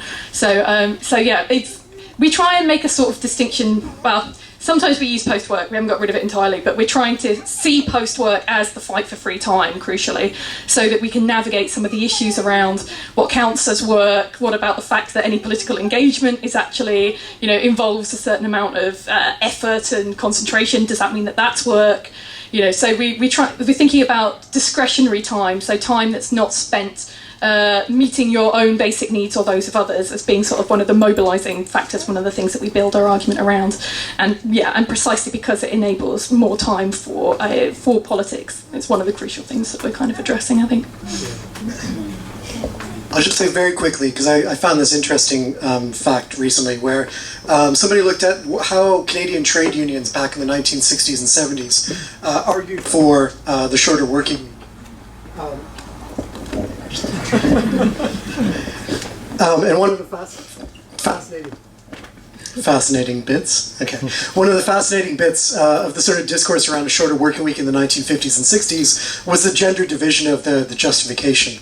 So for men, the argument was, well, it'll allow them to do more civic participation, it'll allow them to do more political action, and that's why we need a shorter working week. For women, the argument was, oh, well, they have to clean the house, so they need more free time for that.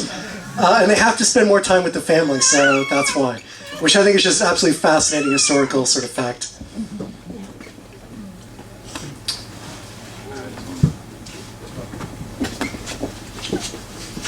Hello, thanks for the talk.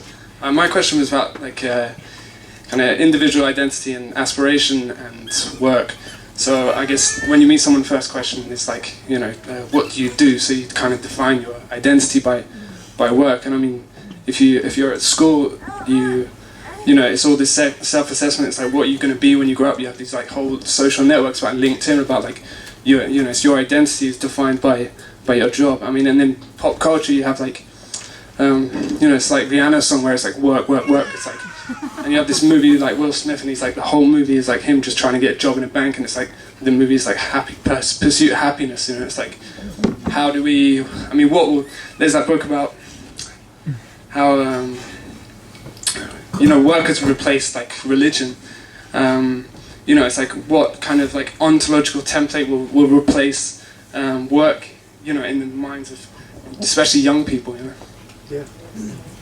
Yeah, I think that's one of the most important sort of questions for post-work projects, precisely because our societies are based on that sort of the centrality of work as an institution. So it gives you your identity, it gives you an income, it gives you some meaning, it gives you also social networks. So lots of people end up just hanging out with their colleagues because they don't have a chance to meet anybody else, even if your colleagues are horrible and terrible. So there is a question of how do you sort of replace that stuff, and how do you not ignore the function that work does fulfill presently. I think there's lots of open questions about it. I don't want to say that I have an answer, but there's a book I'm reading right now which I think is fascinating. Tom, you may really like it if you haven't heard it already, which is Martin Hagelin's book, This Life, which is an argument about what does it mean to have sort of secular projects that give us meaning. And it's all about these sort of collectively created and discussed and debated norms that we then commit ourselves to. And I can imagine in a post-work world, if you had free time and you were just like, I really enjoy doing this, and I think it would actually benefit our community or benefit the world more broadly, and you would just work towards that with a collective. And that sort of thing would give you the meaning that you want. Which is why, when Helen mentions we're trying to move away from this idea of post-work, because sometimes post-work gives this sense of like, well, we'll just be lazy and sit on the couch and do nothing. That's not what post-work is about. Post-work is about free time and freedom. So, yeah, I think that's what I would hope for. Do you want to? Yeah, although I would also make the point that I think, we have to stand up for the right to lie on the couch and do nothing as well. I think there's this tendency for the work ethic to emerge in an unexamined form in the way that post-work frames itself, because it's like, no, what we're going to be doing is, you'll be with your family having meaningful time with them, or you'll be building stuff, or you'll be doing creative work. Well, you can just, sack that all off and do nothing. I think that's what, having the liberty to exercise, your right to enjoy discretionary time. We shouldn't be dictating. People have to be finding, replacement activities to fill things. We don't have to be saying there has to be sort of socially meaningful or meet some external standard. I'm trying to think. I was mostly talking to him, so the question was about what we will.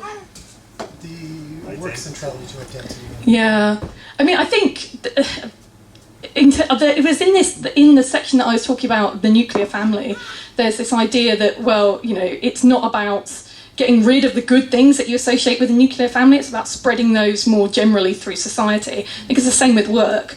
You know, when you think about what people identify as being positive about experiences of wage labour, you know, it is the sense of identity, the sense of meaning, a sense of a structure for time, a sense of community, a sense of sociality, and actually there's no reason why any of those things can't be provided in other forms and in other ways. You know, it's just that our horizon is so narrowed around work as being this kind of secular religion, a sort of a place of secular meaning, that we sort of neglect that what those things aren't intrinsically linked to or with work. You know, that we can fight for those things outside of reinforcing a framework of wage labour. Hopefully, possibly. And I think it's probably worth saying something about the kind of, you know, the history of the idea of post-work, because a lot of our discussion today has been with reference to the very recent debates around it. But obviously there's a debate going back to the 19th century as to whether whether the objective of the labour movement is simply to honour the sort of, and place at the heart of society the idea of the dignity of labour, you know, the right of the worker, you know, to a fair wage and to be seen as a respectable, admirable figure for their work and their labour, or whether the objective of it was actually to ultimately to abolish the status of the working class as the working class, and to liberate them from that status. And that's a tension that has run all the way through. That's a tension that's always been in place, and it is, you know, it's a difference between, and it is the difference between a sort of, it's one of the few, I don't usually think the term reformist has any analytical use at all, but it is one of the, it is one instance where I think it is a useful concept. I mean, that is the real difference between a kind of socialist, I wouldn't even say revolutionary, I would just say socialist perspective and a reformist perspective. The reformist perspective just wants to make sure that the worker under capitalism gets a good deal, you know, has a good time, like is okay, you know, has an okay life being a worker. Whereas the socialist says, well, ultimately, you know, the logical conclusion of you know, maximising our freedom and maximising democracy is, you know, to emancipate the worker from work itself, you know, to the extent that they want. And I think a lot of it's really important to reiterate that a lot of what we're talking about here is about the removal of compulsion. It's partly why I think, you know, abolish the family, for example, is it's a fun slogan, but what we're really talking about is abolishing the compulsion for the nuclear family to be the only form of household and the only unit of social reproduction which you're even allowed to engage in or participate in. And I think that is important. But I think there's also something, there's also something to be said. I mean, I always come in this is the point where I always come in, especially to sort of post-work debates, and say there's also an issue about democratisation.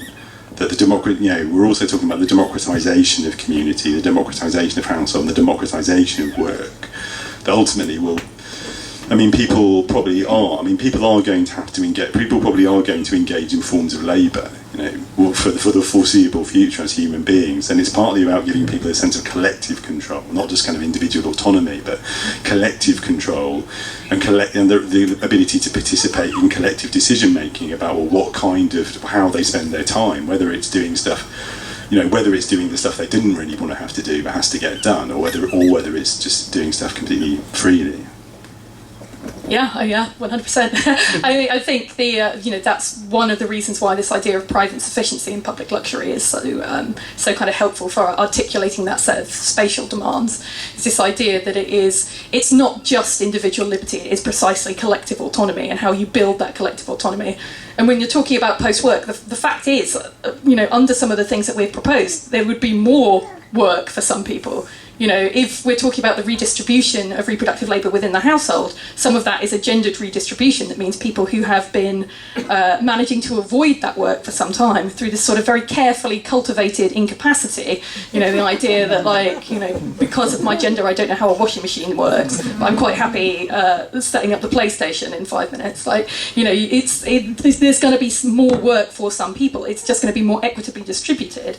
And it's about precisely questioning this idea that work becomes a whole horizon, that it's seen as a moral good, something that should be, just fundamentally accepted and made the basis of any vision of the future. And that's sort of the starting point for the project for us, I think. It's always tied to a religious discourse on some level. That idea that work is something like has to be honoured for its own sake. I mean, you know, the most kind of violent pushback against post-work in the past, in the sort of British public sphere, has been, you know, my old sort of friend and comrade John Cruddas and some of his friends, you know, kind of arguing, a Labour MP for Dagenham, they're arguing very violently, like, against the whole post-work agenda, but there's no getting away from the fact that the basis for that is Roman Catholicism. You know, it's a Catholic social conservatism which thinks, well, on some level, you know, you're born to suffer, and that suffering has to be honoured. It has to have dignity. You know, and the trouble with post-work is we're just insulting, you know, the dignity of the people. And I think there's no. I mean, I think that's and it's that, you know, that moralism. I mean, ultimately, the thing about it just is it has no basis. I mean, it's based on a set of religious precepts that aren't kind of rational. Yeah. I mean, it's that sort of jealous hoarding of everything that seemed to have value into the category of work. You know, so this idea that dignity can only be tied to work instead of being something that we try and just distribute to everybody, like a maximally distributed thing.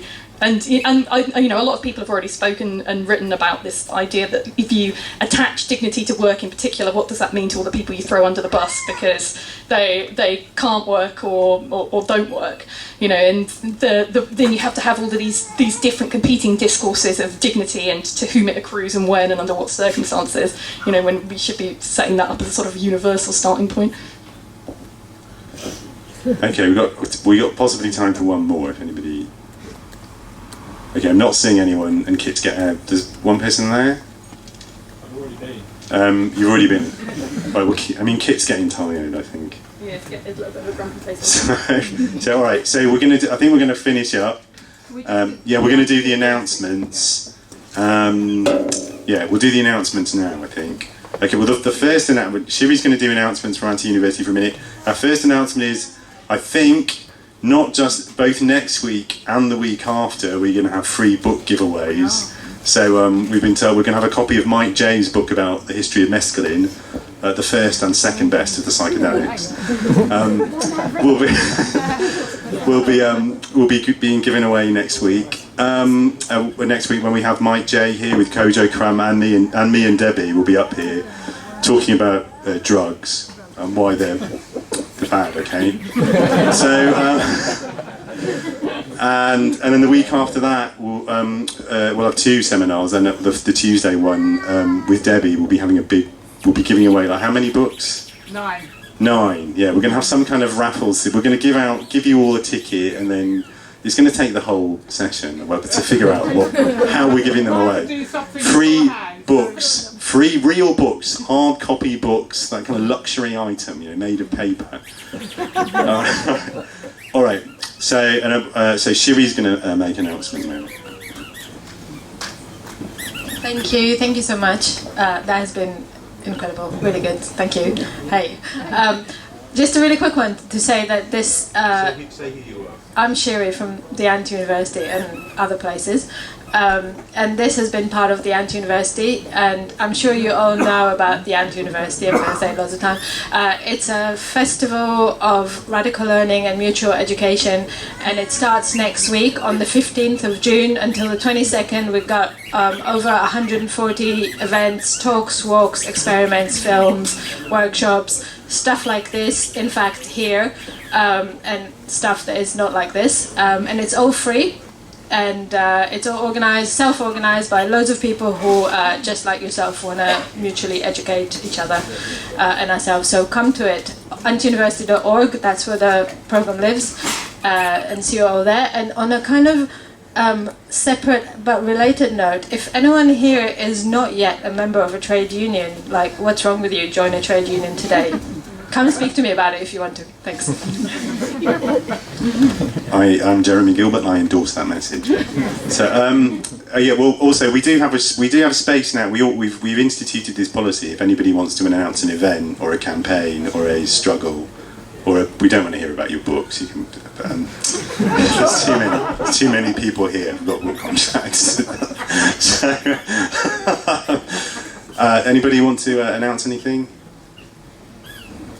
No. All right. Organising meetings Okay, like I say, don't forget. So next week, yeah, we'll be talking about drugs, the war on drugs, race, and its relationship to colonialism and the politics of race. All right, so thanks very much, Ridley Road Market Bar, helping us take back the city once again tonight. Thanks, Nick and Helen. Fantastic.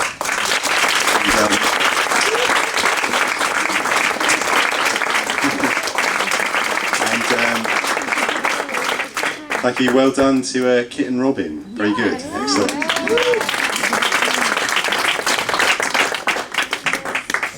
Bye bye. That was brilliant. Yeah, that was brilliant. It always is. It is. I know. Even for these, you know. It's really impressed they managed to do the whole thing with a baby. Like, Yeah. Wow. I know that's. Yeah, it's brilliant. It's brilliant seeing them all on stage like that. In this place as well. If you would have 3 other people, you have to pay. No, but it's like, it's just how it is. It's important.